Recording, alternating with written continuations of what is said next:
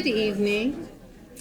I'm Chris Walter Thomas. I'm the Department Chair of Special Education. And welcome to our first annual Edward L. Meyen Distinguished Lecture Series.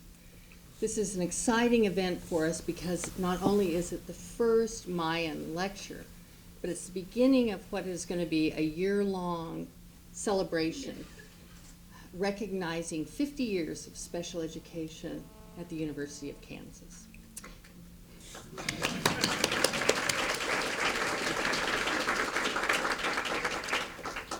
The department has a long and distinguished history. And if we look back at 1957, there were many exciting things taking place as we hired the first professor in a program of special education.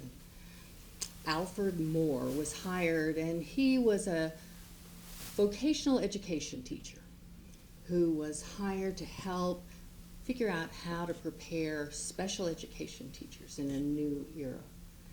But it was an interesting time in history. Sputnik was launched, Tang was invented, I Love Lucy was on the air, going off, but Leave It to Beaver was being introduced.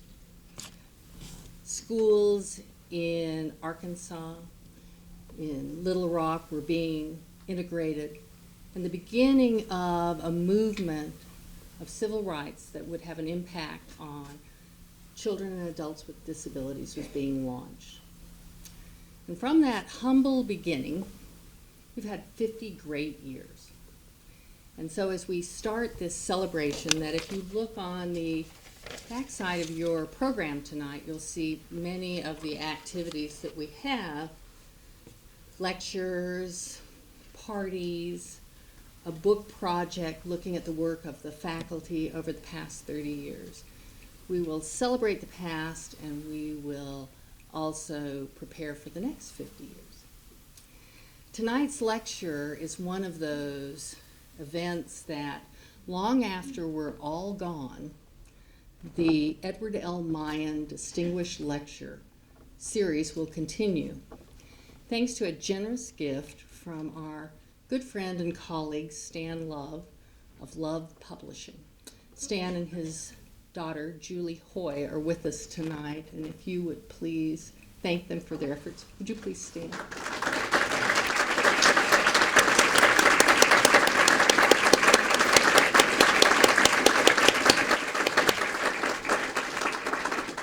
Stan and Ed Meyen began working together when Love Publishing was a new business.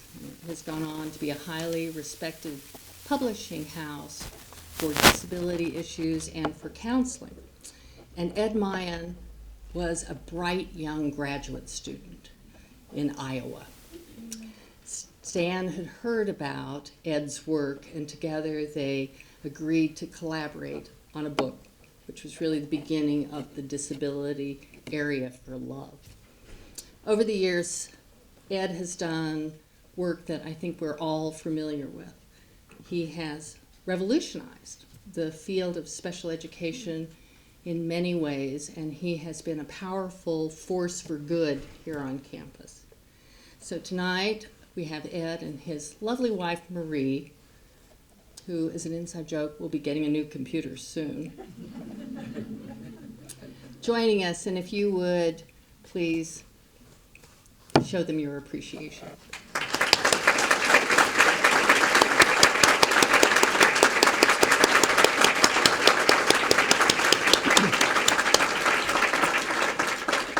So without further ado, I am going to introduce our dean, Rick Ginsberg, who will make a few remarks, and then Dawn Deschler will introduce our keynote speaker tonight and explain the format for our lecture. Thank you for joining us.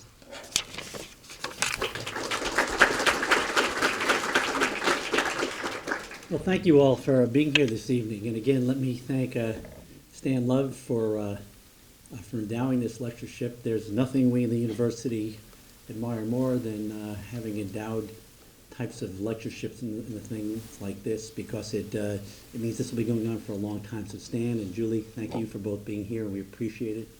Ed and Marie, Ed's my idol. Ed's going to work until the next 50-year anniversary, I'm told, of department.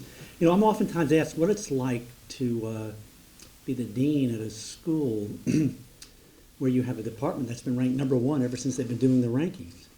And I've got to tell you, in all honesty, it's absolutely a terrible thing to be the dean of a place that's been #1 for all those years because, as one of my friends from back in New York said, nice going, guess which way they have to go. And so I want it on the record that I am now setting out a mandate that I will approve no retirements from anybody in the Department of Special Education. This is a great beginning for a terrific year in the 50th anniversary of this department. If you do look at the calendar of events, we're going to have presentations by former students about being a professor, by professors in public administration, by professors in pharmaceutical chemistry, and by a whole group of different types of people that will talk about issues related to the field of special education. It really is special, this group that is here tonight. I also want to mention that in the year 2009 and 2010, it'll actually be the 100th anniversary of the School of Education. Ed has been here every one of those years, actually. And we're going to be holding a similar set of events during the course of that year. You're setting a very high standard here, Chris, for doing that. And we'll look forward to seeing many of you at the events during that year as well. And I want to welcome Russ Whitehurst to be our first lecturer here. Don Deschler is going to give a presentation. But what you all need to understand about Russ is that he moved into the Department of Education at a very special time in the history of our field and said to the field, we've got to raise the bar in terms of the kinds of research that we're doing. We need evidence to support the things that we're doing. And we all owe it a debt of gratitude, I think, to Russ for leading that charge for us in our field. So we're honored to have you, Russ, here with us this evening. Again, thank you all for coming. We'll look forward to seeing you at events throughout the year. And I just want to close by saying that it's with a sad tone in my voice. I want to mention that Chris Walter Thomas will be with us as chair after this year, and she has just done a spectacular job in her 5 years as chair, and I'd like you all to honor that by giving her a round of applause.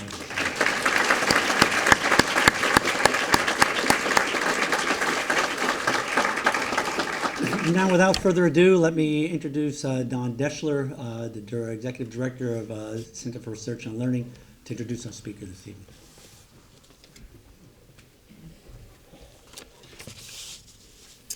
As Chris mentioned, a word about format. Dr. Whitehurst has graciously agreed to respond to questions upon the conclusion of his remarks. And to get the boat launched, we will take the first two questions, first from Dr. Alexa Posney, the new Commissioner of Education in the state of Kansas. We are thrilled to have her back. She is returning from just serving as the director of the Office of Special Education Programs. Alexis, great to have you back.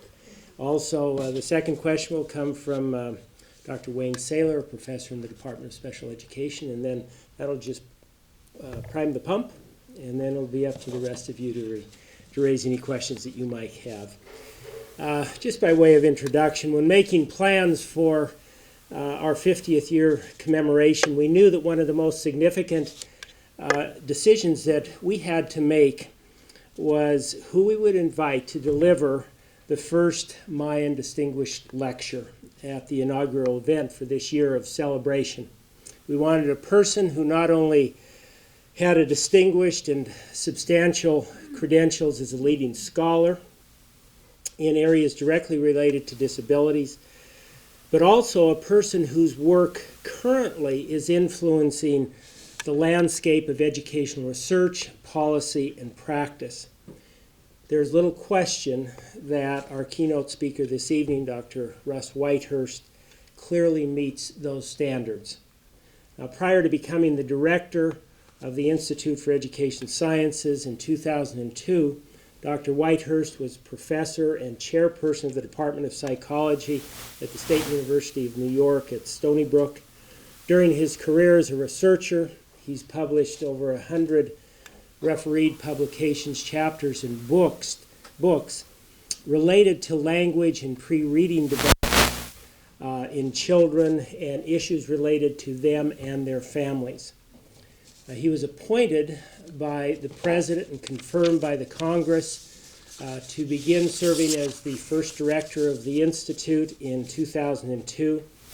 IES is the research arm for the Department of Education. He advises the Secretary of Education on issues related to research, policy, and statistics. As director, he's established the What Works Clearinghouse and has initiated a broad array of new research initiatives and has spearheaded a historically unprecedented increase in presidential budget requests in educational research.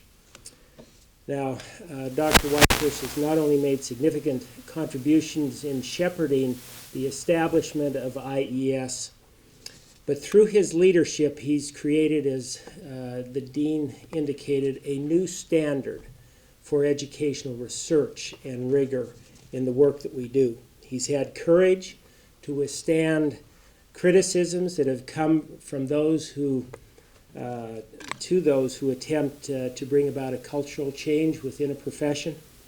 But his steadfast insistence on an apolitical approach to research has won him the respect and now the praise of many of his critics. He has been an articulate spokesperson and a strong advocate for the necessity of quality and rigor in the development of new directions in educational research. We are deeply honored by Dr. Whitehurst's presence this evening and appreciative of his service to our profession. Please join me in welcoming Dr. Russ Whitehurst. Thank you, Don. Thank you.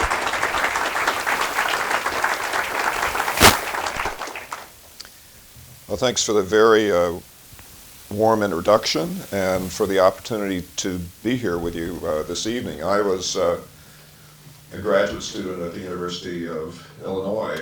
I date myself by saying in the late 60s.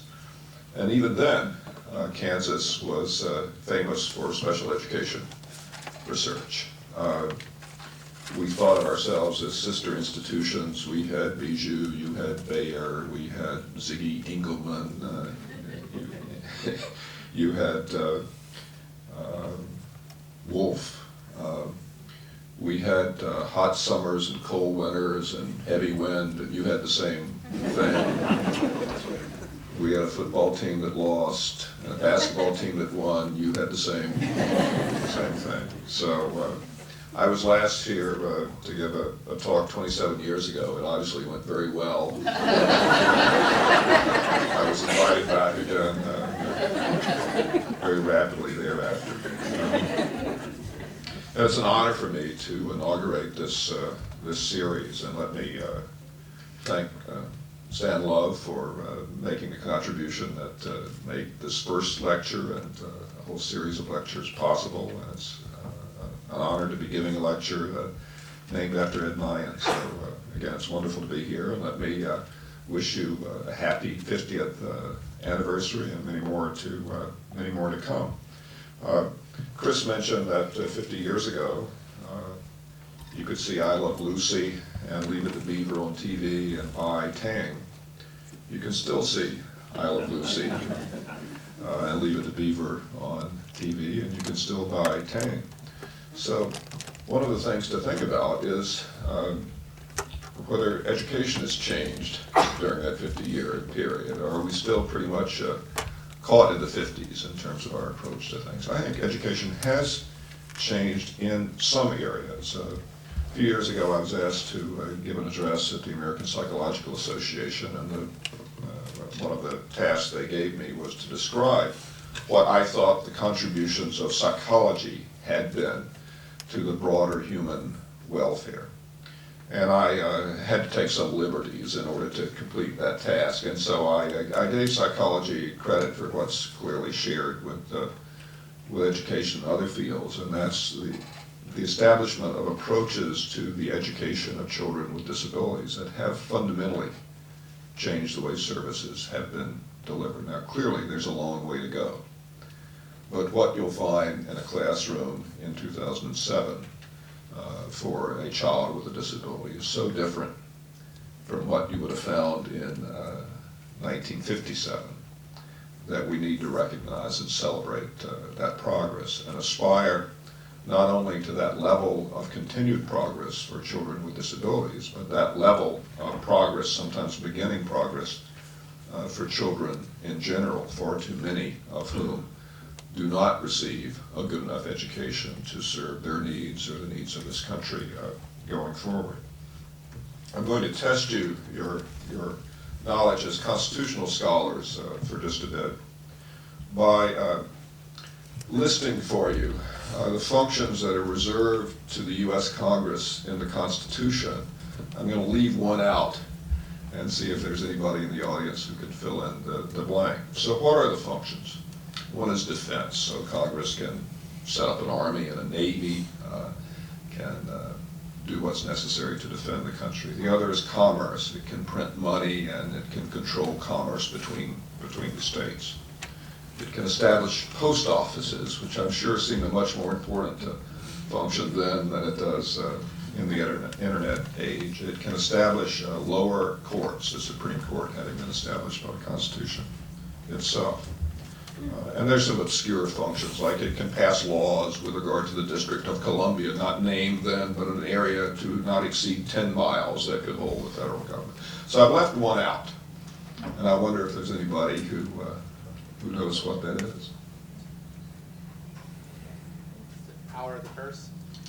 No, that's really in the Commerce Clause. So the Congress can appropriate money, and it can tax, and it can establish currency.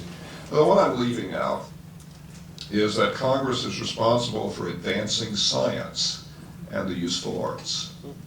It's a very unique function. Almost every other function except the general ones that I've indicated are reserved to the states. But the framers gave to the federal government the responsibility for advancing science and technology. I think it remains the critical federal function. You can see other functions being served in a variety of ways by states and localities. Certainly defense is a federal function, but to advance science is something that the federal government needs to do, and it clearly has done. Between 1900 and now, human life expectancy in this country has increased by 30 years. Virtually all of that due to investments in science and the technology that underlies healthcare. So one of the questions that I ask myself with some frequency is whether the federal government is carrying out its responsibility to advance science and the useful arts as regards to education, because education